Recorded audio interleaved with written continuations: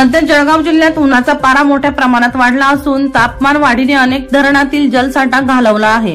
गेल्या वर्षाच्या तुलनेत यंदा हतनूरमध्ये कमी जलसाठा शिल्लक आहे।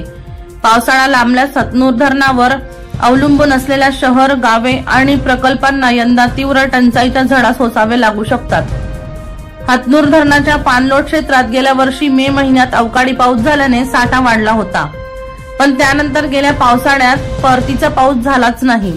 तसेच यंदा अवकाळी पाऊस सुद्धा नसल्याने धरणाचा साठा वाढला नाही। यामुळे गतवर्षीची तुलना करता यंदा 12.46% साठा कमी आहे। गेल्या वर्षी धरणात 52% साठा होता व यंदा फक्त 29.22% आहे।